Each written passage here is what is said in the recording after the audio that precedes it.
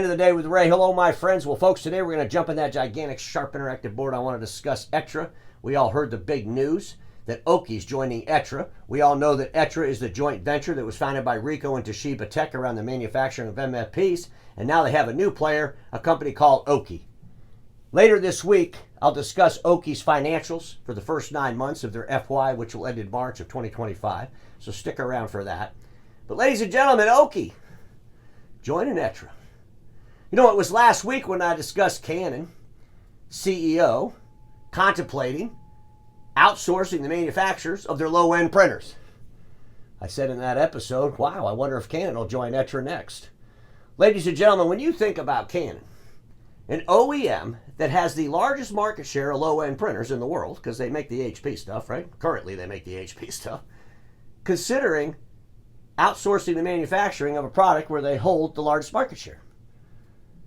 I mean, I said, you think they're going to join Etria? I think they probably will. And at the end of the day, I got to ask everybody this. If Canon's willing to outsource the product where they have the largest market share in a declining marketplace, why wouldn't they outsource all the rest of it? I mean, seriously, I think that's a great question for Canon.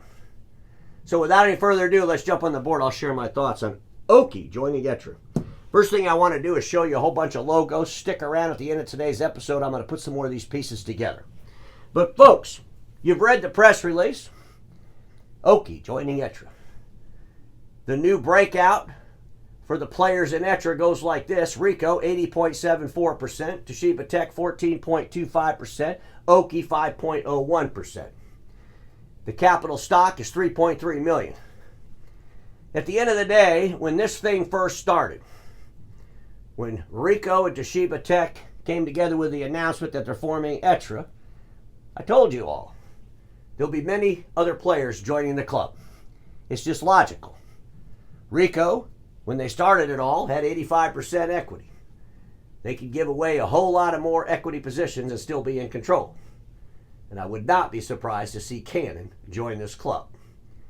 We're going to have some major changes in our industry because all these players, they all understand one thing. People are going to print less tomorrow than they did today, and that's never going to change. And the equipment that goes into the marketplace, well, it's needed less and less, causing massive changes to all the OEMs who make print equipment. I looked at OKI, and I read the press release that OKI put out there. It looks like they're giving Etria the OKI Data Manufacturing Thailand Company Limited. That's OKI's internal company, I guess, if you will, that makes the equipment for them, the print equipment. They're transferring the ownership of that to Etria. It says that in the FY, which ended in March of 2024, that the OKI Data Manufacturing Thailand Company produced $222.6 million in revenue. And so, folks, when you think about that, that's not a lot of money. It's a pretty small portion on the big scheme of things when you think about Ricoh and Toshiba-Tec and now OKI. And at the end of the day, I think OKI made the right decision. Do we really need to be manufacturing print equipment on our own? Does this make sense anymore? I mean, I got to say it again. When the leader of Canon is contemplating outsourcing manufacturing, everything's on the table, ladies and gentlemen, for all the actors. I wanted to show this particular section of OKI's financials, and again, stay tuned. Later in the week, I'll go through them all. But they have a business unit called Component Products, and that's where the LED printers lives. And folks, that whole entire business unit did $366.3 million in revenue. It had a $13.8 million operating profit, or 3.8%, and that $366.3 million represents 18.3% of OKI's overall revenue.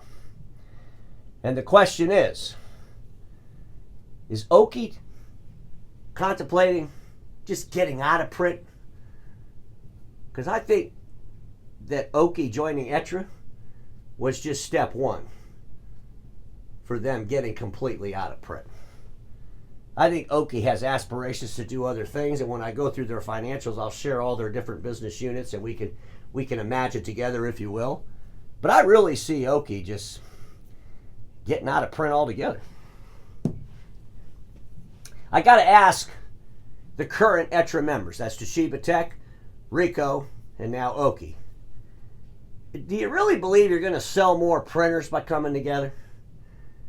Because you're actually coming together because you're not selling a lot of printers because the market doesn't have the demand for a lot of printers. So coming together, for what purpose? Surely it's not because you think you're going to sell more equipment. And even the equipment you might sell, well, it's going to produce less pages every single day. So this step is really about consolidating manufacturing. Let's be honest, that's what this is about. It's about consolidating manufacturing so that these players, Ricoh, Toshiba-Tec, and OKI, can take that off the plate, if you will. Do they really need to be a manufacturer on their own in a declining marketplace? And then they can focus on diversification strategies and other things that these folks do. But in the case of OKI, I want to go on record. I believe this is just first step in OKI selling the whole entire print business to Ricoh. They got some products, some cool products. They can print out the labels and all that, the LED printing. You got all their models here. But at the end of the day, how many printers do we need in the marketplace? A marketplace that continues to decline. Let's talk about this Fujifilm Global Procurement Partners, and I've shared some thoughts on this. This is another, couple folks coming together. I don't believe this has anything to do with manufacturing of the MFPs, and I've shared my views on this before. I believe this is about Fujifilm doing some due diligence at Konica Minolta, because I do believe Konica Minolta will be wiped off the planet. That's just my thinking. But ladies and gentlemen, the industry's players are making moves. They're contemplating strategies. And there's a whole lot of things that are going to upset the status quo. Let's talk about all these logos on the big, gigantic, sharp interactive board. At the top, you'll see where I have current collaborations. I see 3 current collaborations going on. One is the communist-controlled consortium called 9-Star. And I realize that 9-Star owns all these entities. But they're really a communist consortium, right? They're a communist-controlled consortium. We know that Lexmark's going to move over to Xerox, providing that deal goes through.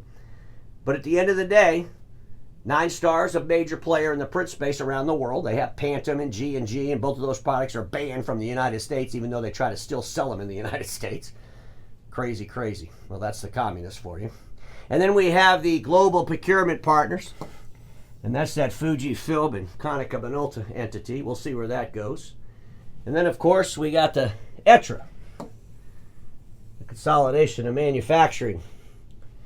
And folks, at the end of the day, Etria, they were the first to come and say, we gotta consolidate manufacturing. And they got together with Toshiba-Tec, formed Etria, OKI's joined. Next will be Canon. Now, if you look in the middle section, I say who will join forces with who and for what.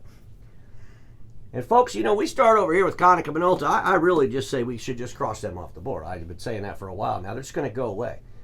They'll be liquidated. Their assets will get sold off to different players. There's a big rumor out there that Dex Imaging is going to get all covered. Konica Minolta's big IT services company. And Dex Imaging, if I believe they're going to get all covered, I would have to believe that they're also going to get the remaining direct U.S. operations. And I think the rest of Konica Minolta will be distributed between Ricoh and Fujifilm. I did a whole episode on that. You can find it in the archives. I think about Fujifilm. Fujifilm, they're making the machine for Caton. I call it the Arriva. We also know that they make the machines for Sharp, some big giant machines. I've been predicting for a while now that Fujifilm will probably make all the Sharp machines. And of course, Fujifilm has a great relationship with Xerox. They make a lot of Xerox machines as well. When Xerox announced that they were going to acquire Lexmark, I did an episode on that. What did I say?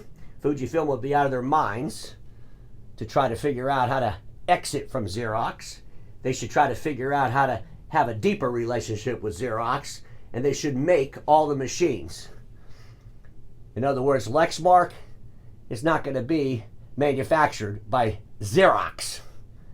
I hope anyway. I'm hoping Xerox just bought the Myth and they're going to form a relationship with either another OEM or they're going to figure things out with Fujifilm, and Fujifilm is going to have more machines to make for our friends at Xerox. Kyocera, Kyocera, where are they going to join? Are they going to stick out there on their own? Or are they going to start another venture around manufacturing? Are they going to start their own club? Because Kyocera could easily start their own club. Very well-disciplined company. I think about Brother. I heard a rumor the other day that Brother is probably going to join Etria. Well, we know that Brother has a pretty good relationship with Toshiba-Tec anyway. And could Brother join Etria in the manufacturing of MFPs? I mean, it would help Brother sell more MFPs in the marketplace, probably, of their products, going through Ricoh, going through Toshiba-Tec, especially as more of the world uses A4 over A3. Might be a good strategy for Brother. Xerox and Lexmark, at the end of the day, Xerox is the largest dealer in the world, and I do not believe, and if they do it, I'll be really disappointed, that Xerox is going to all of a sudden become a manufacturer. They're not going to become a manufacturer. I just can't even imagine they would do that. If they do that, they're going to get the wrath of Ray.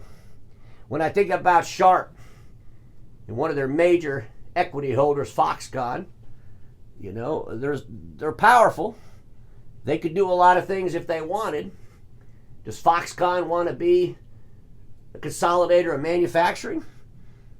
Or will Foxconn suggest to Sharp, why don't you just outsource the manufacturing of those MFPs? We work really well together on the glass technologies, but maybe outsourcing the manufacturing of those MFPs makes sense. And if Sharp's going to outsource the manufacture of their MFPs, we all know where it's going to go. It's going to go over to Fujifilm. And Canon has been making HPs for a long damn time, but I got to tell you, the news that the CEO of Canon made in this industry is earth-shattering. When you own the largest market share of a product and you're contemplating outsourcing its manufacturing, everything's on the table at that point. And I don't believe that Canon would outsource the manufacturing of its largest product by category in the market share without seriously considering outsourcing all of their MFP business. It's only logical.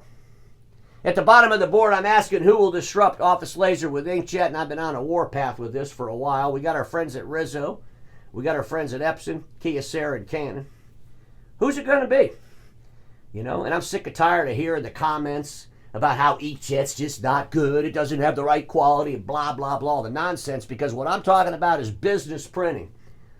And in businesses, inkjet will do just fine because of the benefits it'll give over laser will more than offset any kind of quality issues you all think that only laser can give over ink. Inkjet's benefits are tremendous in an industry that needs a disruption.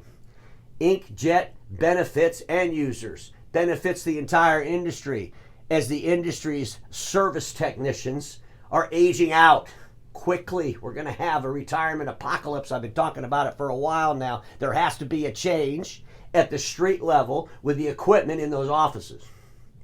There has to be. We have to move from those overspec'd, oversold A3s to A4s. The industry's moving there quickly. And now we have to move to A4s that are based in inkjet technology. There will be so many changes. Others will join Etria. I think we might see one more venture around manufacturing pop up. But anybody who believes that this industry is not going to consolidate in the next 2 years in ways that were unimaginable just a year ago, you're naive. The time is now. And once it starts, well, it's like a snowball. It rolls downhill fast.